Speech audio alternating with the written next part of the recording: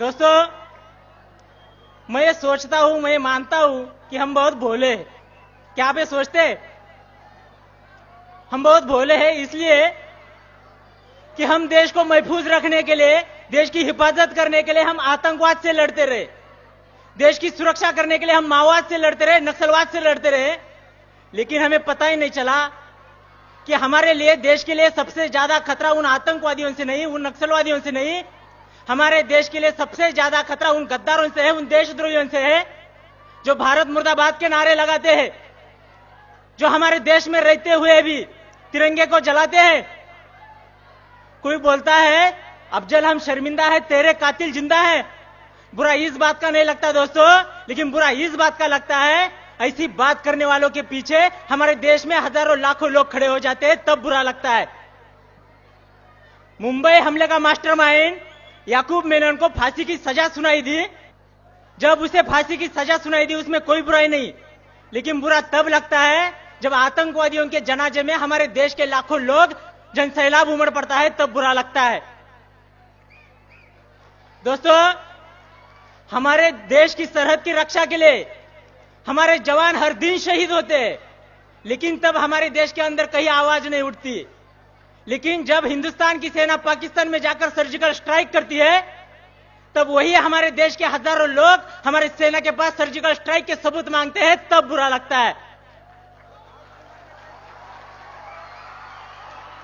दोस्तों, संसद हमले का मास्टरमाइंड अफजल गुरु को फांसी की सजा सुनाई दी जाती है, उसमें कोई बुराई नहीं, कोई दो राय नहीं।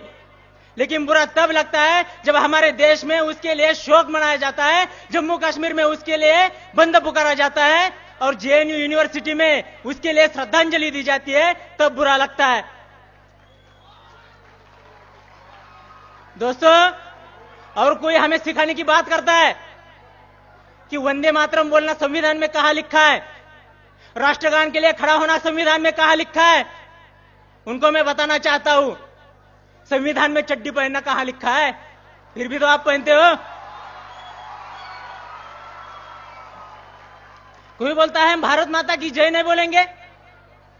मैं उनको चेतावनी देना चाहता हूं, अगर इस देश में रहना होगा भारत माता की जय कहना होगा। दोस्तों, क्या आपने कभी सोचा है जब संसद पे हमला हुआ, वहां पे हमारे जवान नहीं पहुंचने से हमारे संसद का और हमारे देश का क्या होना था? जब ताज होटल पे हमला हुआ, वहां पे हमारे जवान जल्द से जल्द नहीं पहुंचने से हमारे देश का क्या होना था?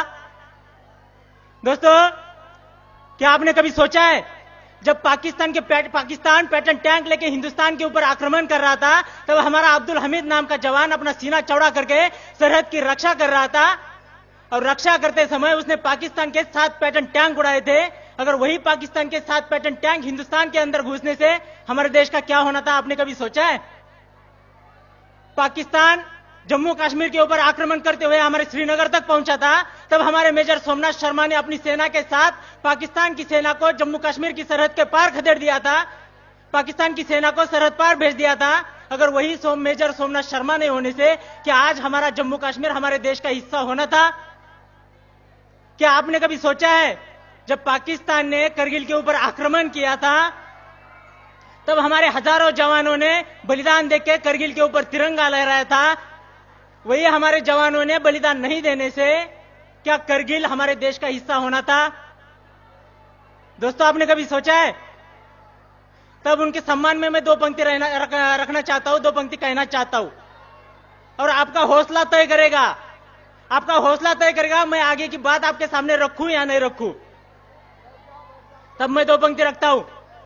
जिनके गर्म लहू के छींटे साहस की तहरीक बने, जिनके गर्म लहू के छींटे साहस की तहरीक बने, उनके जीते जी लोकतंत्र के मंदिर की प्राचीर बने, जिनके जीते जी लोकतंत्र के मंदिर की प्राचीर बने।